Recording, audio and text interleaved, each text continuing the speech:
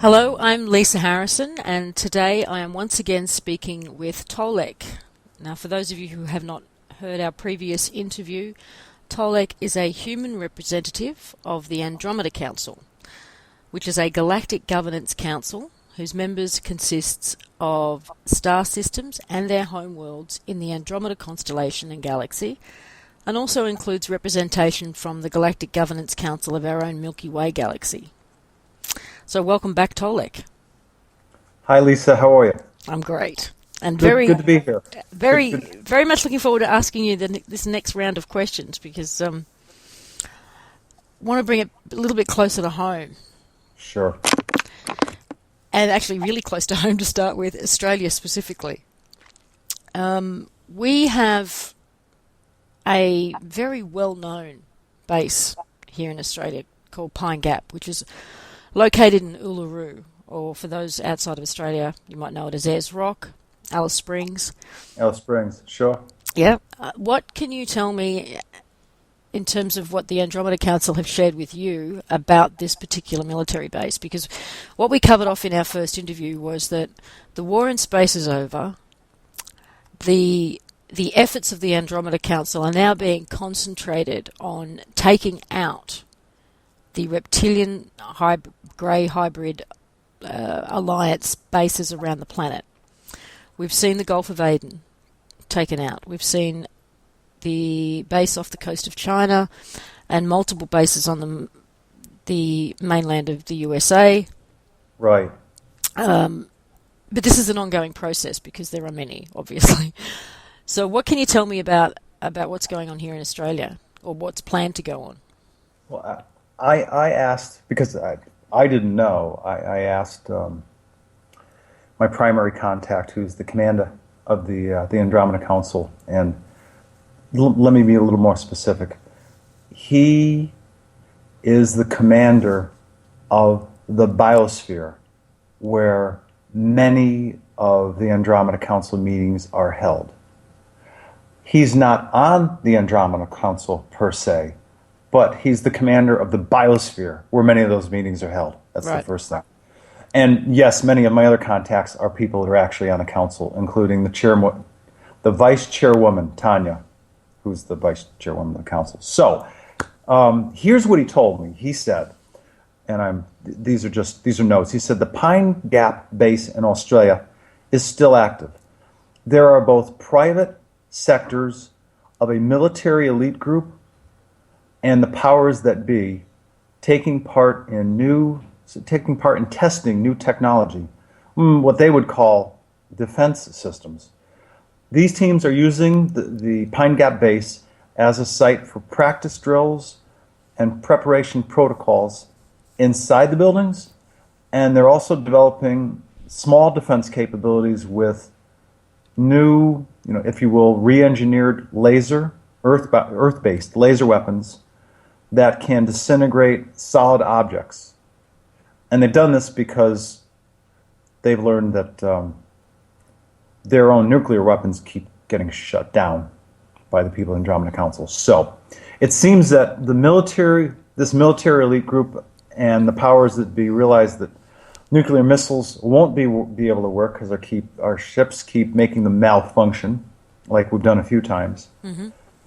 And they believe they can outmaneuver the various people from Procyon and others, part of the Andromeda Council, by creating their own laser weapons.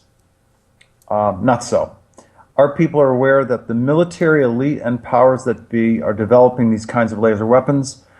And this is from me, I've been told they won't be effective on any Andromeda Council flag ships. They'll only bounce off the energy shielding around each of the ships.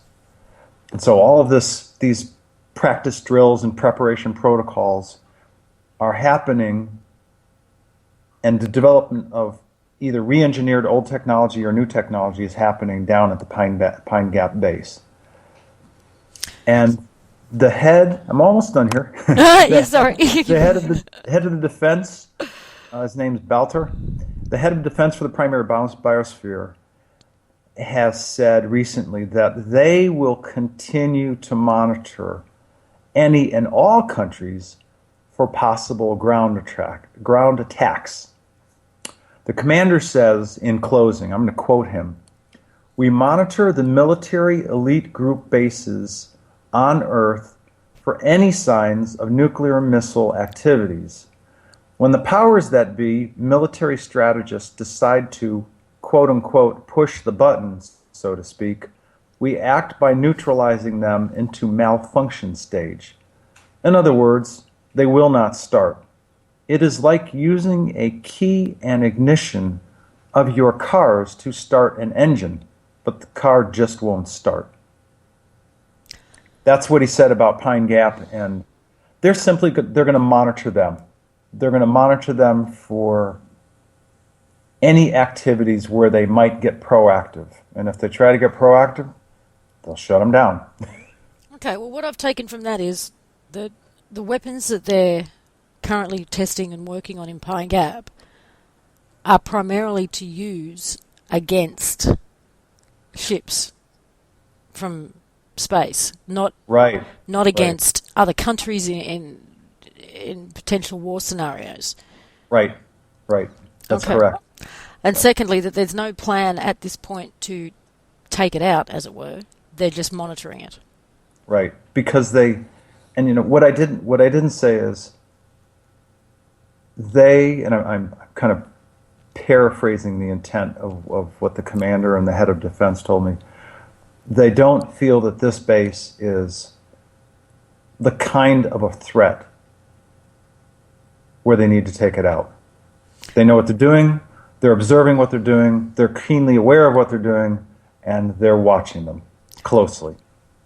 Okay, that brings up two more questions, which is, go ahead. Does that mean that it's solely a human-occupied base, that there's no reptilian presence there?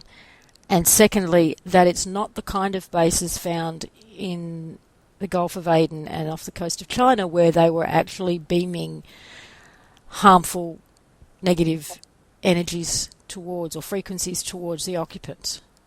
You're correct.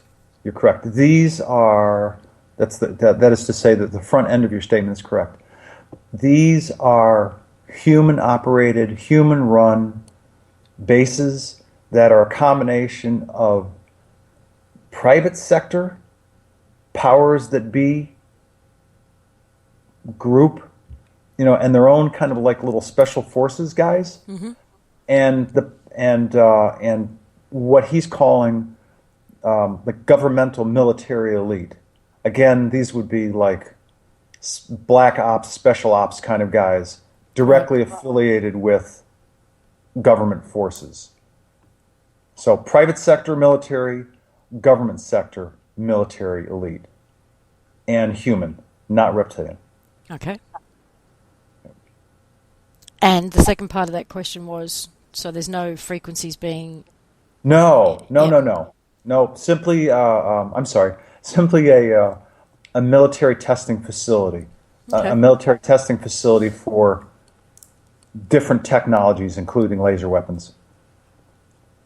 They appear to be using some form of energy field, you could call it, as protection around this base. I took an opportunity to do some minor research, and it seems that they have some HARP-looking type, I guess, technology set up in these little enclosures, these little white domes that they have. Mm-hmm. But neither the commander nor the head of defense talked anything about a protective energy shield over the space. They didn't mention it at all. Just elaborating a little bit more on Australia and its bases, you've shared with me that 2 bases have already been taken out off the southern coast of Victoria and the southern coast of Western Australia, I believe. Right. I'd be happy to get into them. Again, this is one of those situations where the commander gave me some specific information, so I'll tell you what he said. He said that the job that was done to take out these 2 bases was much more like a job of a special forces team, and there was no reportable quake for either base because of the kind of operation it was. And here's why. Here's what he said. He said, these are much smaller bases, much smaller outposts, if you will, with small docking ports and relatively simple buildings. The one east of Australia in the Tasman Sea was a transit station, shuttling people back and forth to and from other undersea bases in the Pacific Ocean region. There were 5 beings at this base in the Tasman Sea. The base south of, is it Hopetown? Mm-hmm. West Australia? Yes. Was only an observation base of your country.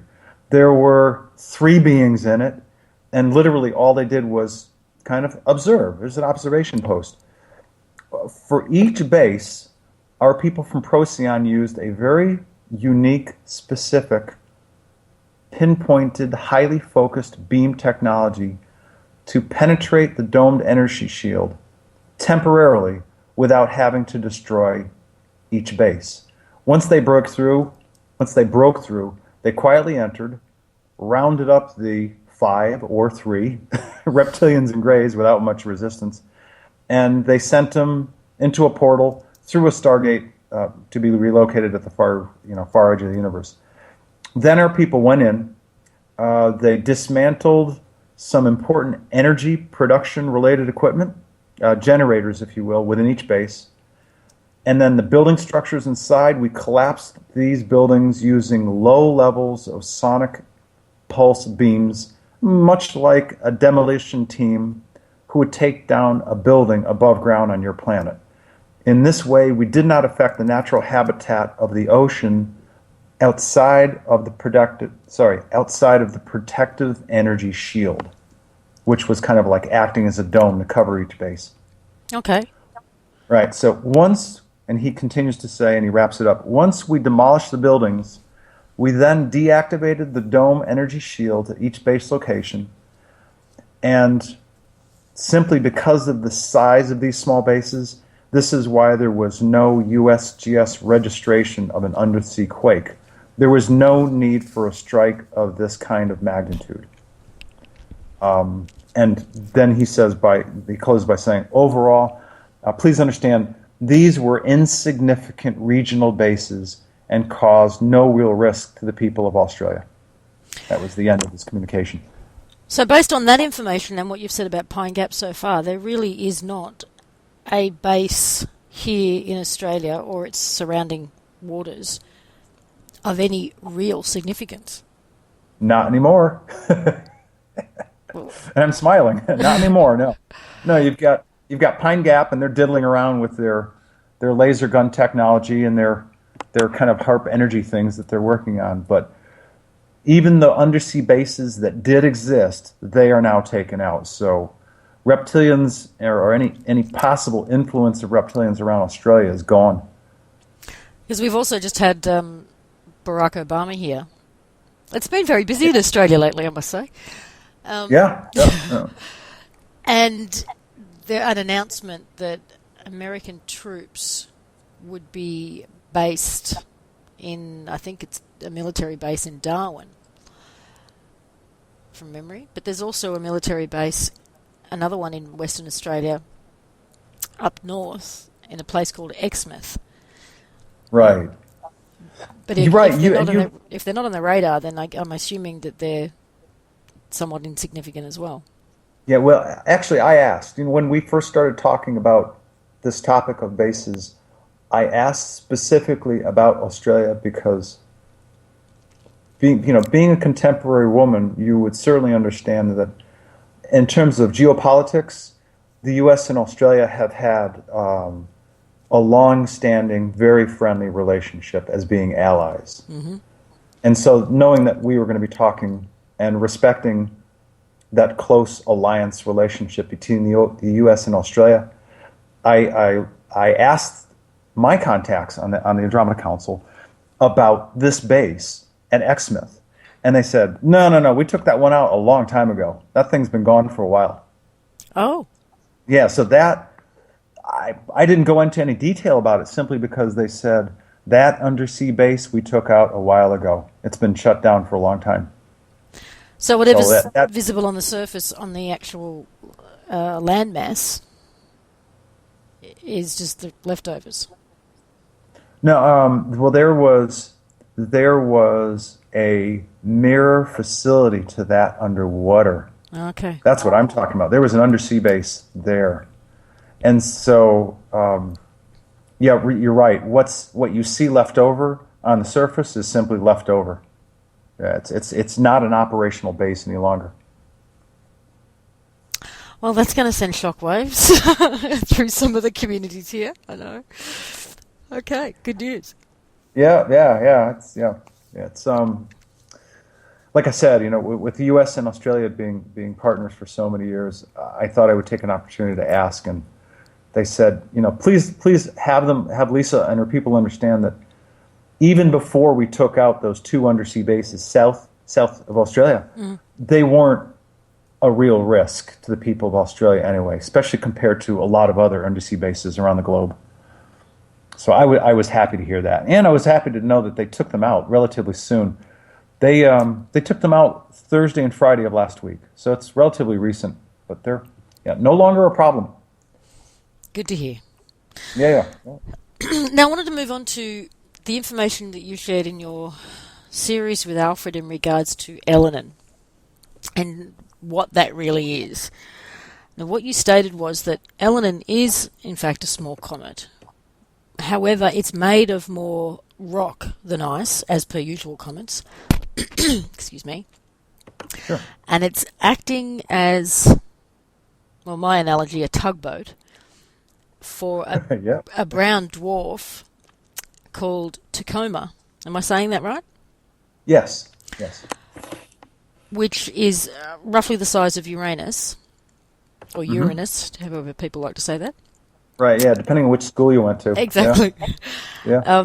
That Elenin, acting as a tugboat, is going to deposit Tacoma and then continue on its way. And that Elenin would not cause disruptions to Earth. And so far that appears to have panned out. We haven't had any major cataclysms. I was, in terms of what they told me, it's nice to know I was right about that one. Yes. Yep. Now, you also stated that there is an intelligence who has placed a force field around Elenin, and that was picked up by a lot of people here on Earth as this tetrahedron shape image that sort of suddenly Elenin was there, and then this tetrahedron was there, and then Elenin was there again. Do you know who, the actual who, has placed this force field around Elenin?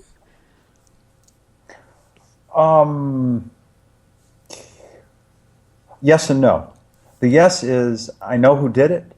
The no is I know that it wasn't people from the Andromeda Council. Okay. So it's a twofold answer, but I think the real question is not so much about Elenin, but about the purpose that Elenin served and what's going on with Tacoma. And that's what people have been asking me about recently. I certainly was disappointed that that Tacoma wasn't showing up as scheduled. I'm like, guys, what's going on? And so they told me, and I don't know if I've grabbed the next question out of your brain, but you have. Yes. Let me know if I haven't. Yeah, because that was my next question. You said it was going to be here by mid-October and placed in its permanent position between Venus and Earth, although closer to Venus, and that it would act as a second, much smaller sun, making us a binary system. So what's an update on that? I mean, I know that you've also said that it was cloaked. Yes. So is it in place and still cloaked, or is it not in place yet? It's a really good question. There are a lot of things going on in our solar system as it continues to move into the galactic equatorial plane zone. There's a lot of stuff going on cosmically, certainly in this solar system. And simultaneous to that, we have the people of the Andromeda Council, certainly led by its council member Procyon, in taking out the reptilian underground undersea bases. As I mentioned in a prior interview, these things and many other things going on kind of make up for a cosmic chicken soup of a lot of events happening all at once. And what they've told me about Tacoma, the brown dwarf, and Nihohea, the planet that accompanies it, is that they have purposely slowed it down. And they've slowed down its entry into our solar system. And by slowing it down, it mitigates any possible damage, disruption, if you will, or added energy to the surface of the Earth. Because as you're aware, we're seeing earthquakes and volcanoes popping all over the place these days. And they continue to, and certainly far more than when you and I were kids growing up, like probably 5 to 6 times the amount. So there are things going on this planet. The solar system's heating, the planet is heating, and they've made a decision to use their own biosphere technologies to slow Tacoma and Nihohea as slow as possible, so that when it finally arrives into our solar system, it will be as if, and they said very much like what they said about Nibiru, that when it finally enters our solar system, there may be a little bit of rumbling, but it will be as if there's a quiet breeze that blows by as it comes through. Relatively gentle, really not problematic. And that's essentially what they've said. And we're not talking a long time down the road. I think we're talking about a few months. But again, they're slowing it down, and they're playing this one extra cautious. And for good reasons. They want to make sure that we are as safe as possible. Well, I prefer that they took those precautions too. For those who haven't listened to your previous interviews with Alfred, the name Nihohea could be brand new to them as well. So Tacoma is a brown dwarf, essentially a sun. Coming with it is a planet, very much a third-dimensional planet called Nihohea, and its own moon. Yes. Nihohea is actually inhabited by an advanced third-dimensional intelligent human civilization. Right. Right? Mm-hmm. Just like us. Well, these people don't fight among themselves. Well, other than that, yeah. Other than that. Just that one small difference. Yeah. So, if this is all happening in a controlled manner, I mean, you've alluded to the fact that there is an intelligence behind all of this, then it sounds like a decision was made by somebody at some point to bring them in. So the first question is why? And the second part of the question is really, who is it to benefit? Are the people from Nihohea here to participate for their own benefit in the dimensional shift? Is it a partnership between them and us? What's the relationship there? Okay. Multiple parts of a question. All right. I'm going to reach back into to my memory of that interview and those questions. What I remember is a discussion with me,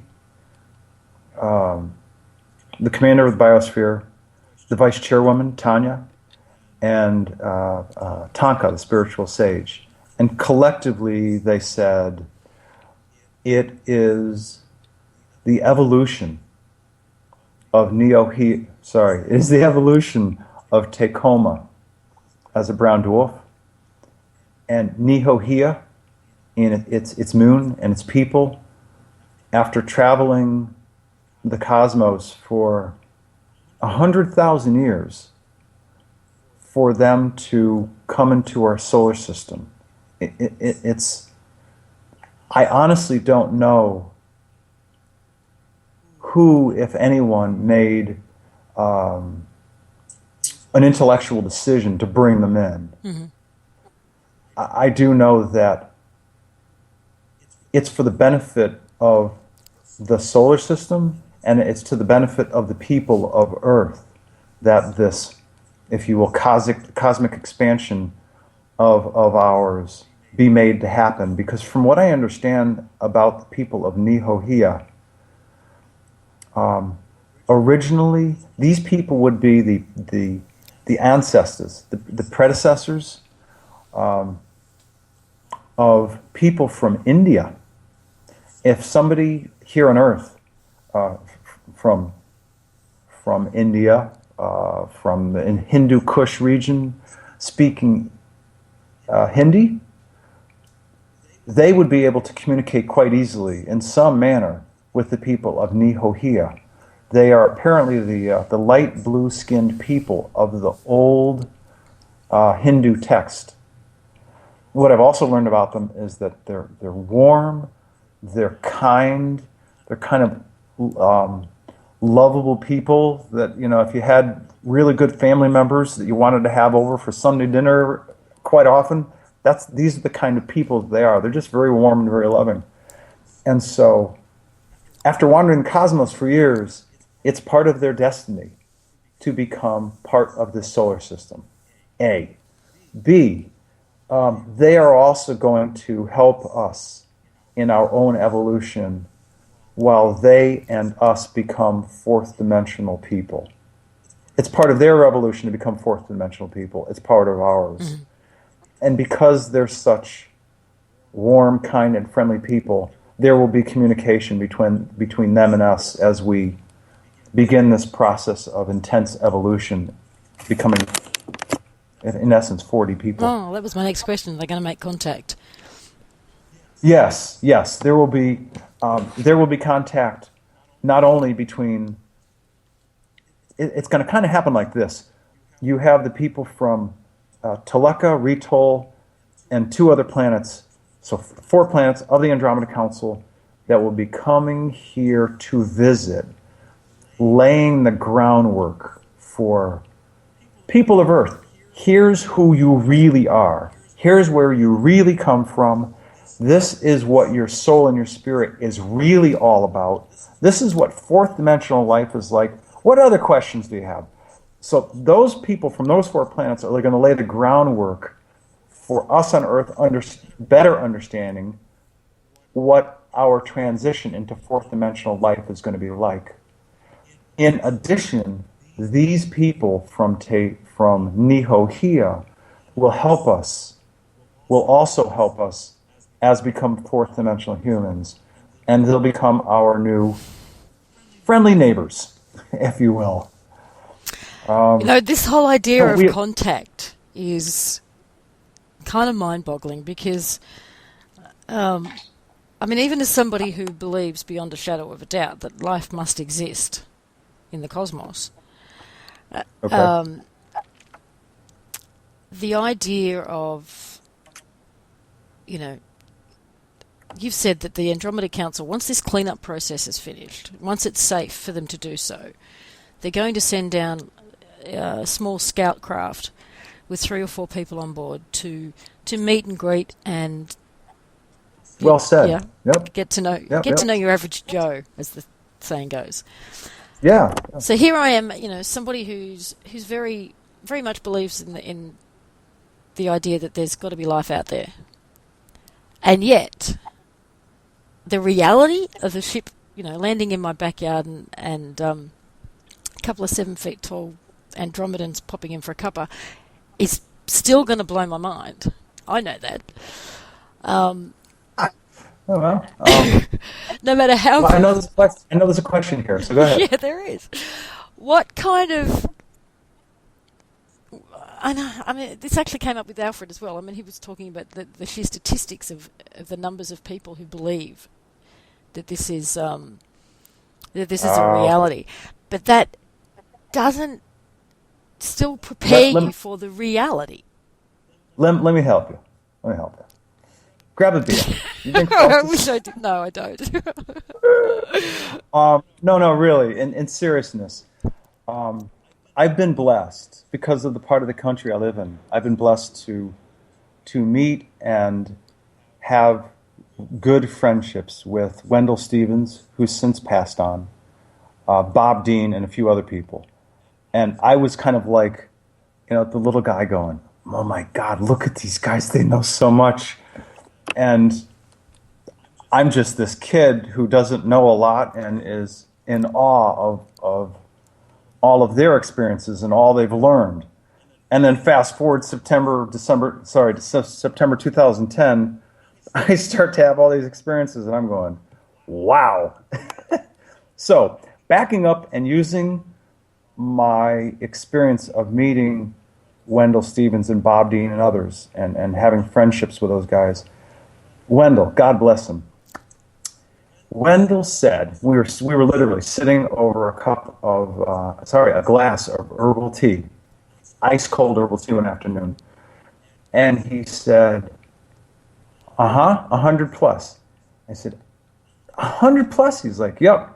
He said, I am aware of at least 100 plus, he used the term humanoid, human looking, taller, shorter, fatter, wider, skinnier, depending on hair color, third dimensional humans, and fourth, coming to this planet and visiting. I'm aware of at least 26 books that Wendell wrote on contact cases of people who had met and had ongoing contacts with a variety of humans from different places in the cosmos. Wendell said, yep, I can tell you qualitatively and quantitatively about 100 plus cases that I've done enough research and documentation that there are 100 plus races visiting here. Bob Dean himself has said over the years many times, at the time we knew, back in 64-ish, 65, we were aware of at least 4 to 5 races visiting our world at that time. And one of them looked so much like you and I that you'd sit down in a Howard Johnson's and McDonald's for a cup of coffee and you wouldn't know it because they were human. Mm-hmm. So I simply offer up evidence like this to say, we're not alone. It would be almost inconceivable. I mean, stand out in your backyard some night, look up at the stars, and look up at all of those stars.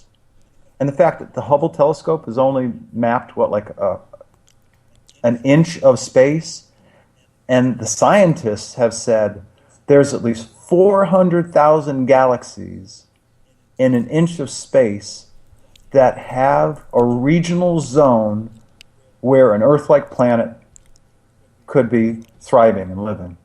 That's in 1 inch of space. So at least for me, even prior to my own experiences, I just thought, well, space is a big place. There's lots of room for lots of star systems and planets. And now I've learned that the predominant life form throughout the cosmos is human-like, whether it's taller, shorter, fatter, whatever. Very much human, of different sizes and colors.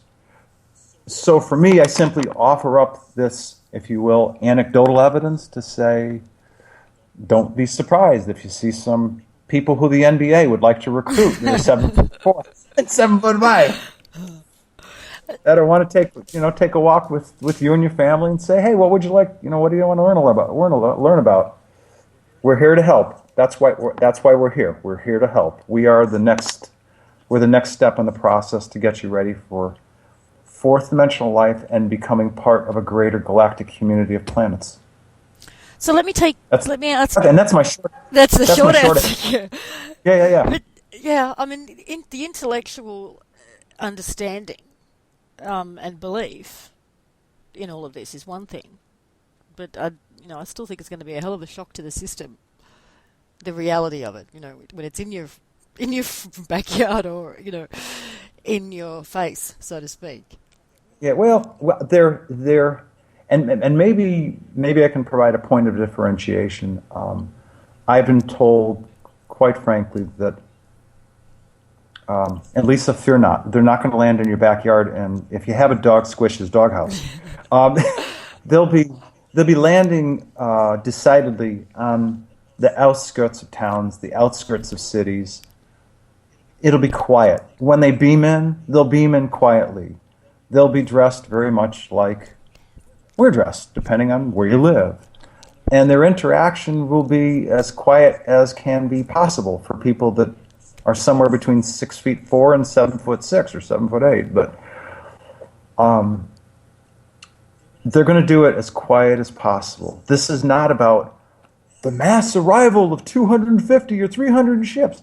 No, not at all. This is about providing the least amount of disruption as possible, doing it as quietly as possible. It's a completely different event than what most people might think of as, oh no, the aliens are coming. No. No. So let me take you back to 1993, All right. if I can. And you're at home, lying in bed. You get some intuitive inner knowing to go to the desert in the middle of the night. Yeah. Yeah? Yep. Do you have any idea what's waiting for you there? Wow, good question. Interesting set of answers coming. Okay. And the interesting set of answers has context. When I first moved from the east coast of the U.S. to Arizona, in the desert, it's the high desert, but at least the desert. I moved to an area of Arizona which is known to have higher vibrational frequencies, much like Sedona. Mm-hmm. And as a prelude to me meeting the commander in the late summer of '93, leading up to that period of time, because I was living in this area against the hills, which is known to have this elevated vibrational frequency, some people call them vortexes or portals, equal in strength to that of Sedona. I was already having visions and certainly dream experiences which at some level, even if it was subconscious, told me that there was something else going on, that there was something different in my life that would lead to this situation. I didn't know that this situation was coming.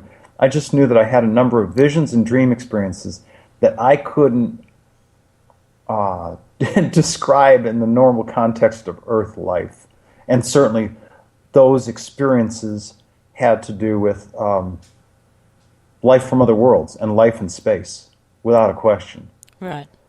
And so you have brief moments of visions, extensive dreams, and some dreams that had deep impact. And I'll share one of them with you. It was, I know I said I'd mention it, and now I'll tell you the story. It had an enormous impact on me. This is the summer before, so it's summer of '92.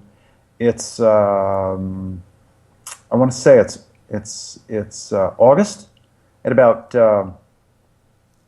2:33 in the morning, and I'm being given. I see myself being given a tour on a ship, and I don't know whose ship it is, but I'm obviously in the deep of space. I'm being given a tour, and the best analogy I can use is there's a gentleman who is like a lieutenant commander. He's like kind of second in charge. And he's giving me and a number of, like probably 5 or 6 other people, a private tour of different areas of the ship. And keep in mind, this is all in the dream state. Mm-hmm.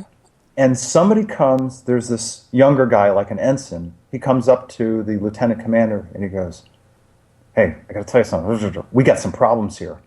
He's like, "What's going on?" He says, "We're going down."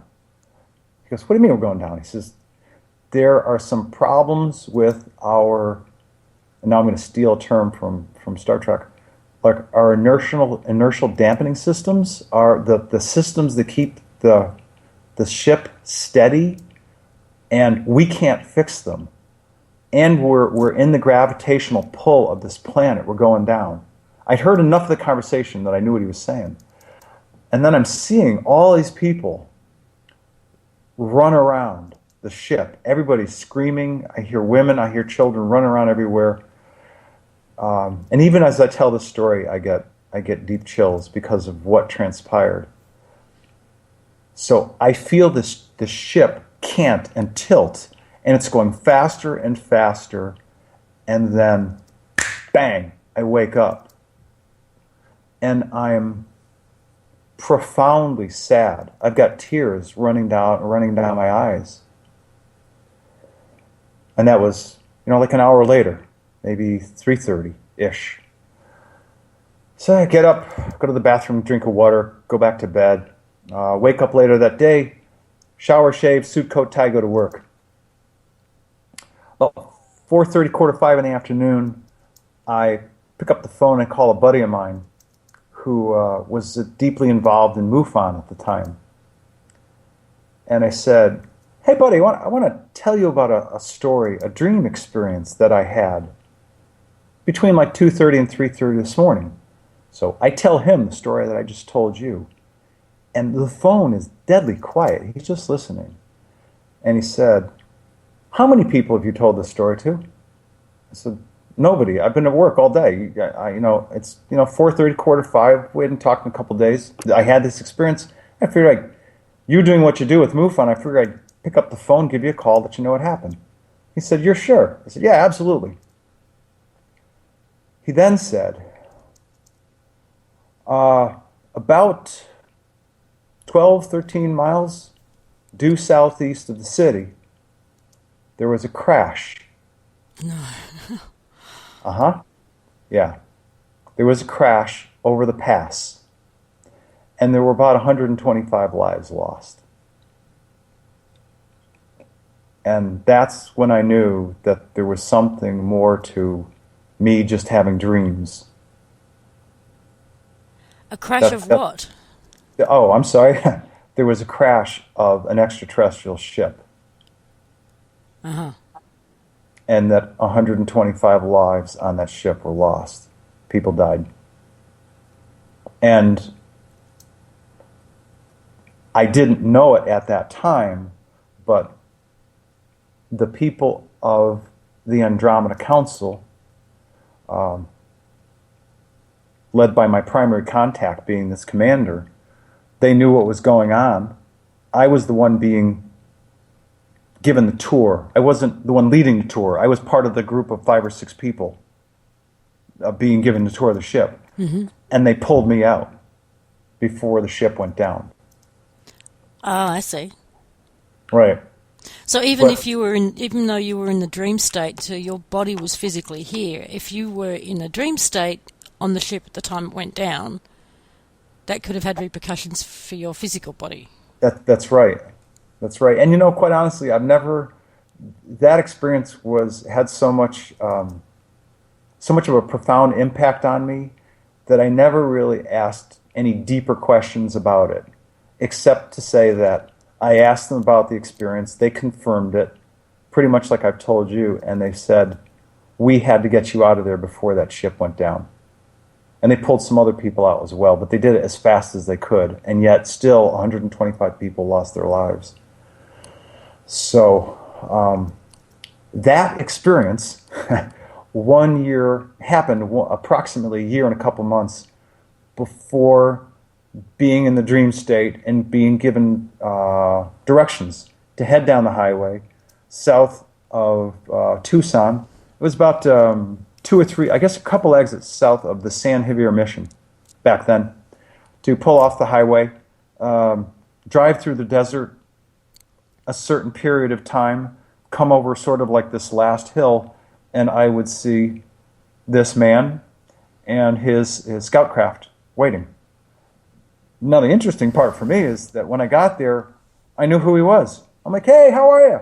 He's like, come on, we gotta go for a ride. I'm like, wow, long time no see. Good to see you. He's like, come on, we got to go. I'm like, all right, fine.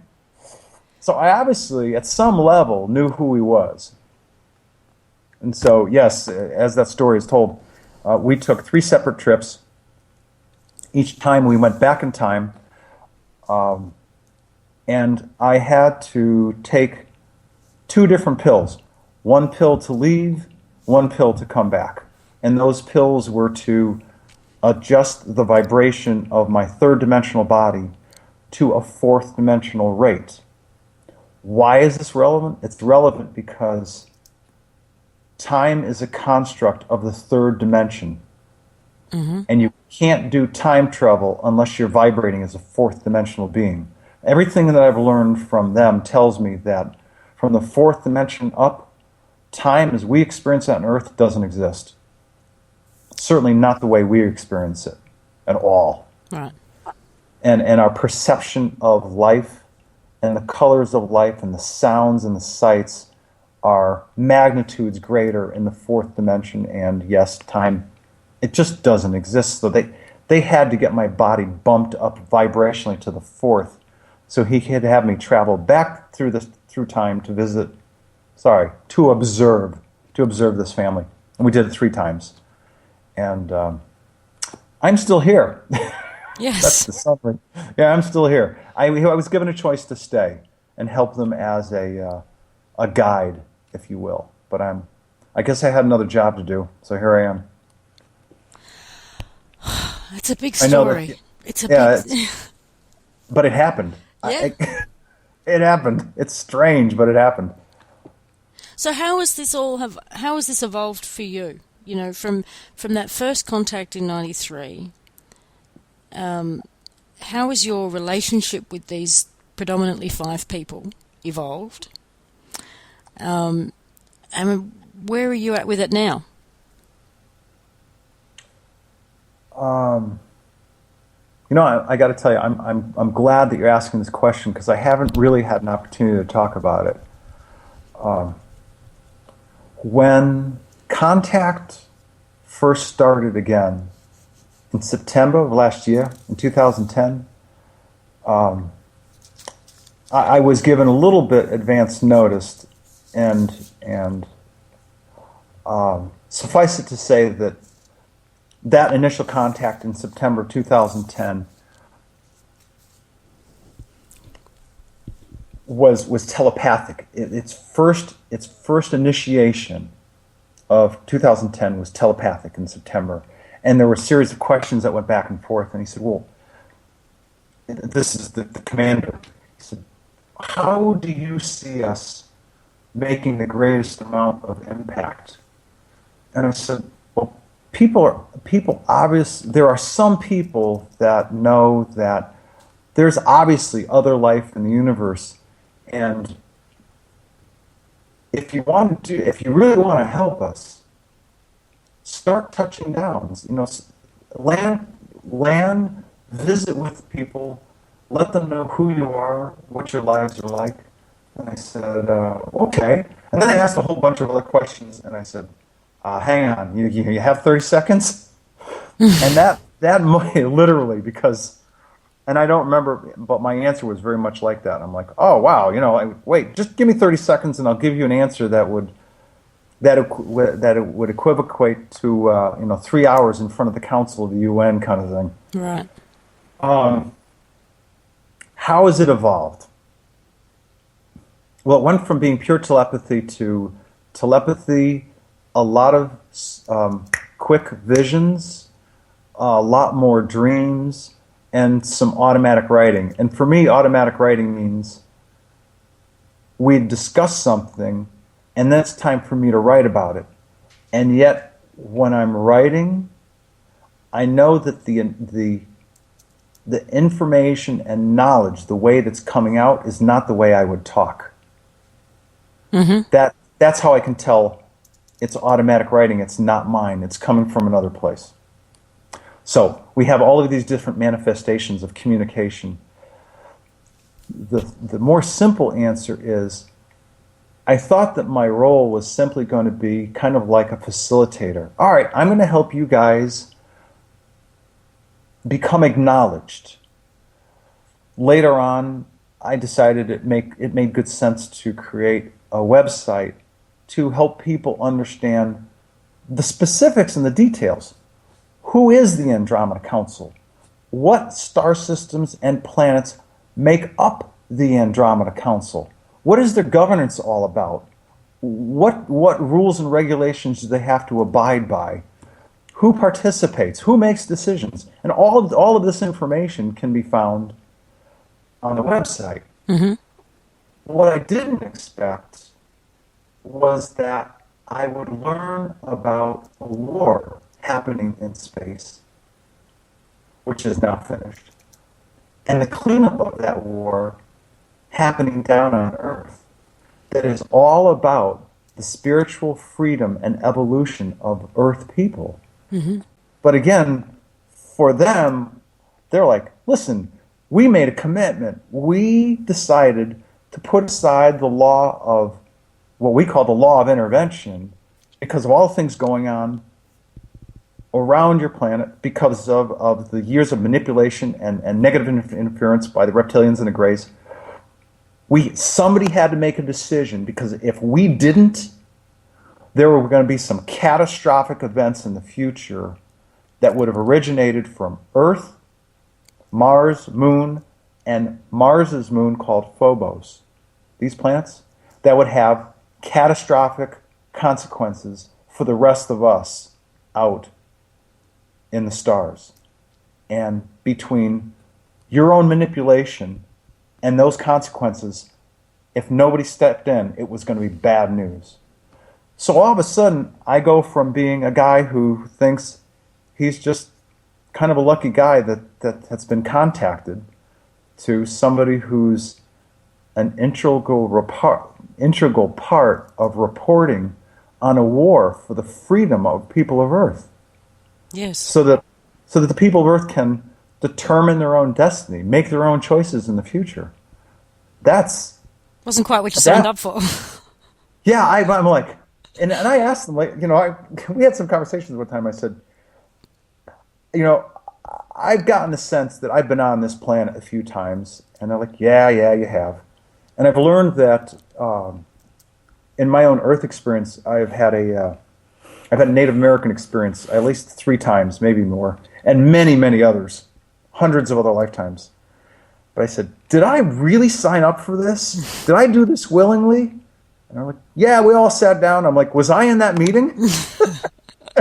Like, yeah, you were there.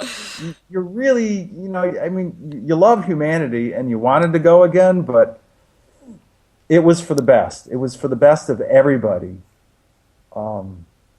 including Earth. It was for the best that you go down and have this additional lifetime, and that you play this role. So this is your job. This is the role that you're playing. I said, all right, and as we would say in the U.S., in for a dime, in for a dollar. And so I'm in, and it's daunting sometimes. The responsibility is daunting because I'm going to switch hats now. As a professional, as a guy who went to university, has worked for a number of corporations, now works for a smaller firm, in operations, I am very conscious of the fact that whenever I open my mouth, people are wanting to make sure that my work is clean, that my work is accurate, that the recommendations that the other guys in our team make are good recommendations for our firm. And so I bring that same work process or work processes and decision making to this work. Mm-hmm. Certainly recently with the taking out of the base south of the Gulf of Aden, or in the Gulf of Aden, taking out of the base of east of China. That's kind of the way it's felt in the last 3 stories, because it's been the reporting of these bases coming out. And interestingly enough, from what I've seen in keeping track of people's responses and their interest, there's been the greatest amount of interest in the last 3 stories, which is addressing the subject matter of undersea bases in the Middle East and China, and then talking about these two stories. Mm. Except for the first interview with Alfred, these last three interviews have gained the greatest amount of traction compared to all the other stories, other than the first one. And I find that kind of astounding. I'm just amazed. I've been amazed by that. Well, one reason might be that when the was it Virginia and Washington quakes in inverted commas were initially reported, there were a lot of question marks around that. They didn't have the typical signature of earthquakes and weren't in an area prone to earthquakes. And then we had information come out that it was the white hats of the military using nuclear weapons, and that didn't add up either, because there was no radiation signatures and so forth. So when you stepped forward and say, well, actually it was the Andromedas with a sort of a pulse weapon, on the surface it's the most outrageous answer, but it's also the one that actually meets the evidence. Right, but my answer my answer was very specific. It was sonic beam. Sonic beam, which is, you could say pulse, but sonic beam by its nature talks about using sound as a frequency, using sound and air as a frequency to achieve a specific purpose. And they actually use different frequencies to accomplish different things.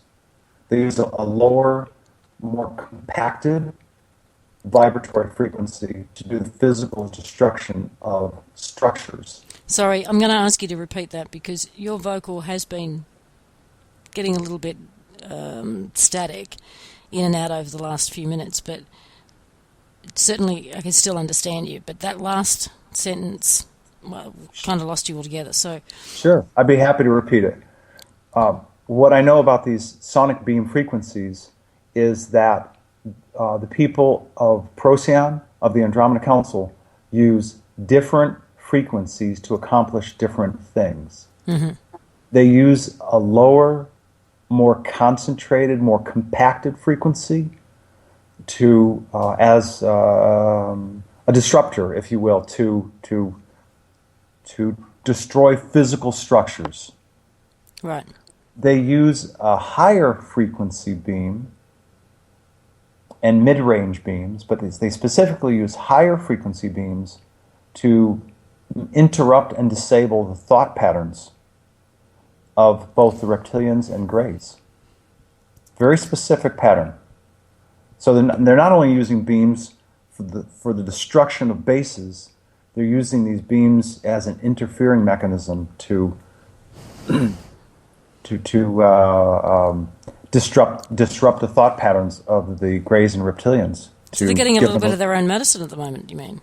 Oh, yeah, absolutely. Ah. Yeah, well said. Yeah, I hadn't thought of it that way, but yeah, absolutely. Yeah. Okay, I've got one more question for you before we wrap this up. Sure. And this is just a personal area of interest of mine, which is the inner earth and Agartha, what's referred to as Agartha.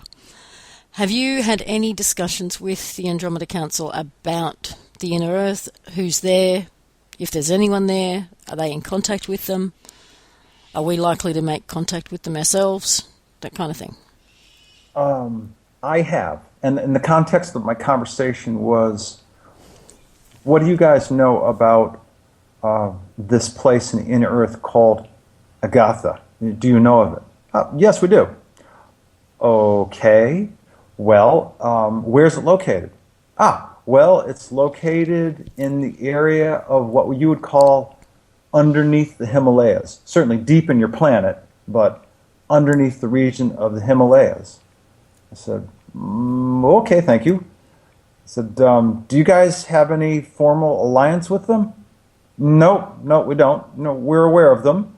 And we know that they have certainly advanced technology as you on Earth would consider it, but no, we don't have any formal alliance with them, and there's no communication at all with them. Okay. And I said, okay, and that was the total context of that conversation. It is like pulling teeth, isn't it? Trying to get Yeah, sometimes, yeah, very much. Like I said, they're very literal. when I ask, they give me a literal answer, and so sometimes, yeah, it's like pulling teeth. But I'm pretty adamant about if I need an answer, I get the answer, and then many times, as I've said before, I'll go back 2 or 3 times to double and triple check to make sure I'm getting the accurate answer at that moment in time. So using your barn analogy before, if you're talking about a red barn and you say, "Is the barn black?" they'll just say, "No, it's not." They Right, won't. they'll They say- won't come then and say, "No, it's not. It's a red barn." Right, exactly. Okay.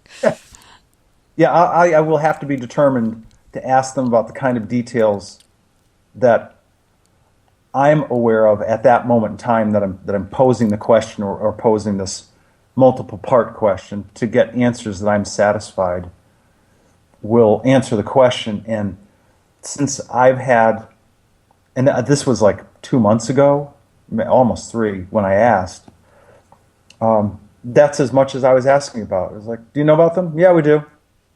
Okay. You know, Okay. and you know the answers. So, no, there's no formal communication or alignment. There's nothing between the two of them at all. And you didn't ask as to whether or not we are likely to make contact with them, or they're likely to make themselves known to I us. didn't. No, I just simply didn't think to ask the question. And again, keep in mind, I guess context is the best word. For context, the context of my communications and what I learn is me communicating with them who they are, what decisions they make, what actions they take as it's relevant to what's going on down on Earth. Mm-hmm. And, from my own perspective, I just didn't have any real knowledge base of the people of inner Earth called Agartha. I didn't have it. I don't have it. So that's why the communication was that brief. But they did say that they don't have any formal communication or alliance with them. I figured after I got that 2-part answer, I didn't need to ask any farther. Sure. Yeah, because I knew that any meeting of their people, being Ritol, Tolec, and other planets, those are the people that they wanted me to talk about. Mm-hmm. The Nihohia, the planet of Tacoma, they wanted me to talk about that. So those are the ones I talked about. Well, I want to say that it's been an absolutely amazing couple of hours for me. Or longer. It's been a pleasure. I've been able to address and talk about some questions I've never really been able to flush out in this kind of conversation. So I'm glad that I had a chance to kind of bring it out. I hope that, and I mean this sincerely, I hope that I've done a good job in giving you complete answers and answers that are reasonable, that make good sense, and that are clear for your listeners. Because that's my job. My job is to make sure that what I convey is clear and unequivocal. No, I think you have. I appreciate the depth of your answers, in fact. So, and especially the quotes that you shared from the commander and others on the ship. They're just beautiful words. Yeah, if you wouldn't mind, I have a quote from the spiritual advisor who is Tonka. Mm-hmm. And this is one of those where if we're going to wrap up the conversation, I always like to kind of rely on people that can do it better than me. Why? Because these guys have been doing it a lot longer than I have. You know. I'm for the most part, I'm one guy who's aware of his purpose in this life on this planet at this moment in time. So I'll read most of it and skip through the stuff that I think is obvious. He says, Tolec, planet Earth, as you well know by the native tribes, is called Mother Earth. She is a living, breathing entity. She has life just as much as the entities that exist on her, human, plant, animal, the land, air, water, and fire. Humanity recalls what was known in Earth's early years as paradise. What was once paradise will again be a planet of beauty in the fourth dimension. The land, air, water, and inner fire, your emotions, will once be pure again. A new beginning, ready to birth a new life. Please understand, nothing is ever lost to us. Life continues in all forms. For you, please understand that this time of transition is only but a moment in time, much like a mother in the birthing process to produce a new life, a baby. Every fiber, every molecule of existence of human life will be renewed with the regeneration of new dimensional bodies. We all grow and evolve, including us. We are all, first and foremost, spiritual beings. We are all part of creation, of Creator, of Great Spirit. The Great Spirit moves through and flows through within each person's innermost core essence. What the eyes see, what the heart feels, what the soul yearns for. Peace, contentment, joy, compassion, knowledge, gifts of giving, and most of all, love. We become one with all universal life. We are all interconnected. We reach out to the souls of humanity to connect with you on earth from our life's innermost essence to your life essence. Understand, Earth humans, you are family. You are never alone, even in the midst of this change. Beautiful. Yeah, and there's more, but that's the most powerful part of what he had to say. And, every time I start to read this stuff, I get kind of choked up. I'm like, wow, what wisdom. And what wisdom we've forgotten, because we knew all this. Yes. Yeah, and that's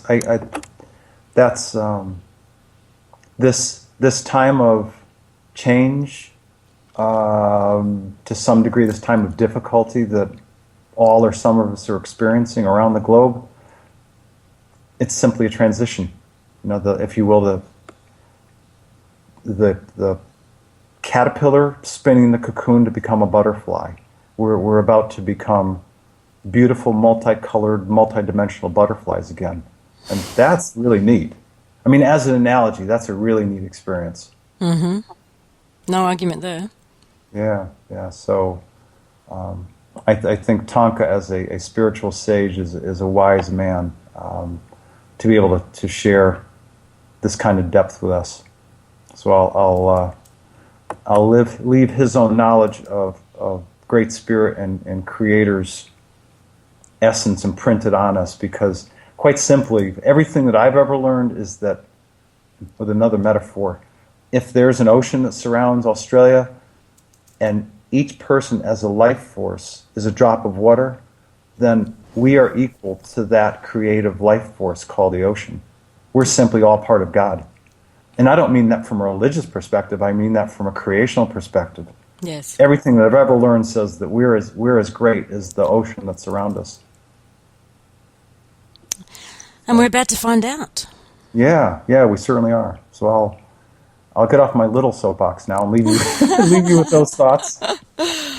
Well, thank you. And if it feels appropriate for us to get together and do this again sometime in the future, then by all means, let me know. And if you have anything that you feel is pertinent to announce, then I'm here.